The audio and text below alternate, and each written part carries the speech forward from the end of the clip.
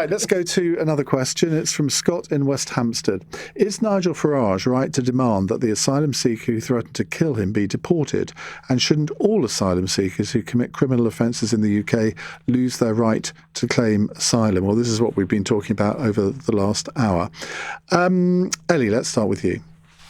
Do you know what? I am completely opposed to any form of political violence, and I stand for everything the complete opposite to what Nigel Farage does. And I think it's completely outrageous that he has suffered this threat on his life, and utterly inexcusable. On the question of deportation of asylum seekers, and actually I think we discussed this on the programme with you before, possibly, I think it needs to be on a case-by-case basis. If somebody has committed a relatively minor crime and their life would be at risk if they were deported back to their origin country, then I think, that has to be thought about. Does it? Because I don't care. A violent threat. Does it really have to be thought about? If somebody comes to this country, whether they're an asylum seeker or an immigrant who's not a British national but is here legally, surely if they commit a serious crime, and I agree it has to be a serious crime, surely they should face automatic deportation because they've abused the hospitality that this country has offered them.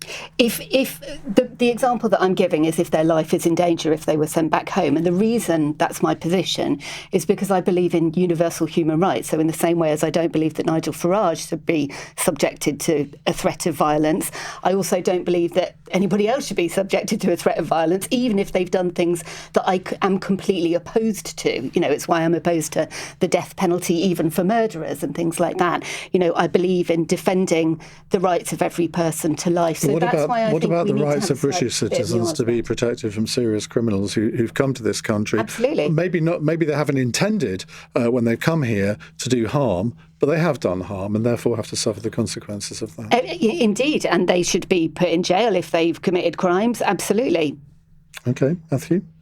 I do think that if you committed a crime, you should be deported, yes. There's probably some sort of tariff, whether it's 6 months, 12 months, some sort of level, but yes, for sure.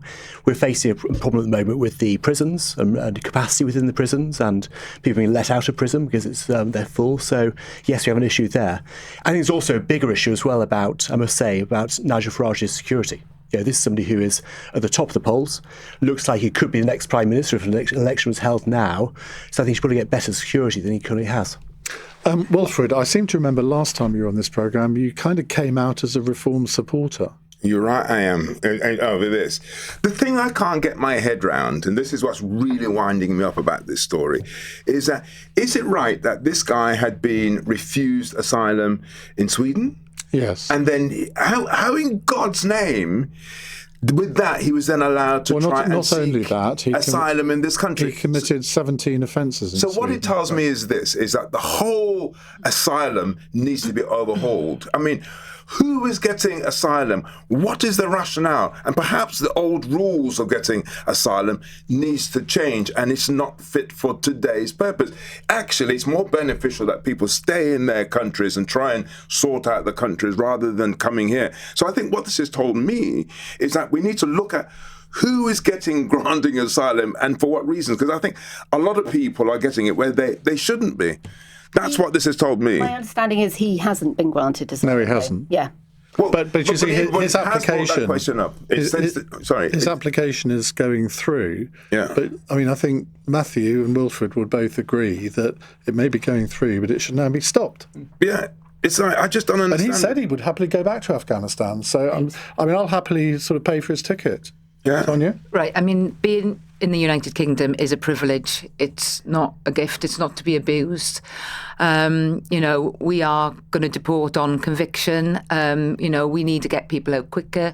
This is what's happening. But he won't be deported on conviction, will he? Because he's from Afghanistan. Well, there are issues around that, and that's taken a little bit longer. And he does need to go. He wants to go. But he didn't even want to go. He should be sent back. Well, and I agree with you. I mean, we are deporting, the Labour government is deporting more foreign nationals than the last government ever did. So, we do realise that we have a system that needs reform, but it needs honest and open conversations about it where we don't become divisive, because me and you, we may agree on some issues and we may disagree on others. Let's iron them out. That's what we're there in Parliament to do. And, But no one still has answered that fundamental question that I'm asking. How do you determine whether somebody has asylum? And I think people could ask for asylum for a number of things that I don't think is relevant to today's society. That's what needs to be sort of fixed. I don't fully agree, Wilfred. So where I do agree with you is that we need a complete overhaul of our asylum system. And we also need to be clear, and this often isn't done, but we need to be clear about the asylum system and then migration. You know, the vast majority of people who come to this country are coming through legal migration routes. They're coming on work visas. They're coming as students, hundreds of thousands of them. And of course, about 250,000 Ukrainians have come under a legal route for people fleeing violence in that country. But that's pretty much the only country from which you can come in a legal way. But it's definitely not the only country in the world where civilians are facing huge risks of violence. And so part of my solution, part of the Green Party's solution to the issue of illegal migration would be to regularise it, to have more safe, legal, managed routes like the one that we have in place for Ukrainians. Because we know, for example, people coming from Sudan, I think 98% of them are granted asylum when their applications are eventually processed, but they have to wait around for months and months. Let's take Sudan, isn't it? Why somebody from Sudan granted asylum? Because there's an incredibly violent civil war and a genocide going on in Sudan at the moment. I don't want to be so there's wars going on all over the world. If we are going to start granting people asylum because they're in a war zone, I do not think that is fit for today. The international legal framework is that somebody has the right to claim asylum. Well, that's what I think is wrong. If their life is at risk in their home country. God, your life could be at risk anyway. I just think it is wrong. I would not in a million years say because your country's at war, you then have a right to have asylum. Who would you grant asylum to? Well, I just think it needs to be, you've got to really sort of analyse every case and make sure that, you know. That's what the asylum what I'm trying to say is be like, if I was in government, I think, well, for example, one of the things about Afghanistan is really interesting. So those people helped us during the war. So if there are spies or things like that, I'd grant those where people have seen to help this country. But the fact that you're in a war zone, I don't think entitles you to have asylum. Under international law, it does. But but that's why the law isn't asked, because it doesn't make sense to me. To finish my point, under your argument, Wilfred, this country wouldn't have participated in the kinder transport and offered asylum to Jewish children fleeing Nazi violence. Stop going back to history. Back then, I could understand that. But why is history different today? It's different now. I just think it is very, very different. We can't always go back to history as a reference point. All right, we'll take a current example. If you're a gay man in Uganda, you stand to be killed. I don't think that should give you a right to get asylum. I don't. So basically, you would abolish the asylum system. I would abolish it as much as I can. I just think that, the only people that would get asylum are people who've actually worked for us. When we first met, I sort of thought you were kind of a Cameron conservative, and now you've become uber Farageist. I'm not a Farageist, but I just think that, it's because of the abuse of the system. Yeah.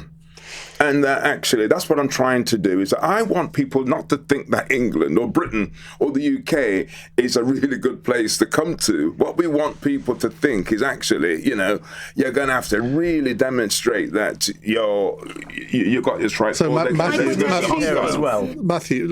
I mean, what William is suggesting is kind of the equivalent of taking back control. What did I say? William. I'm sorry.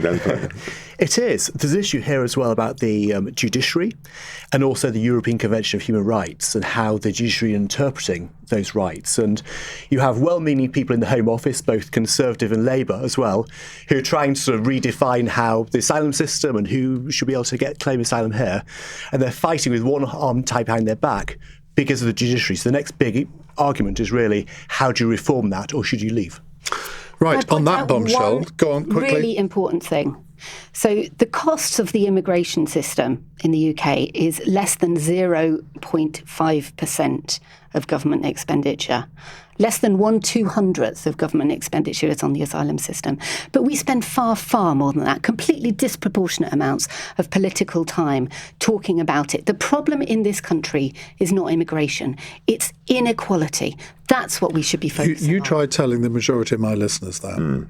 Because they are concerned about it. And I think they're concerned about it because people like Farage, people like the Reform UK Party, have deliberately focused the public debate on this issue. I don't think it is that. Which is a tiny proportion of government spending. I think it is partly because politicians over many years refuse to even talk about it. I would agree with you. As I've explained here, I'm super happy to talk about this. We do have a fundamental responsibility of humanity to offer compassion to people fleeing violence. No, we don't. I have hosted in my home families through the Freedom from Torture charity who've experienced torture in countries like Uganda, in countries like Iran. They've come to this country, they've fully integrated. They're now working as teachers and child psychologists in this country, making an incredible contribution.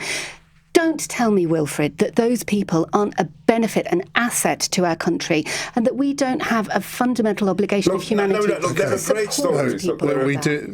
We do have to go to the news. We could carry on with this for the rest of the programme, but we'd better not.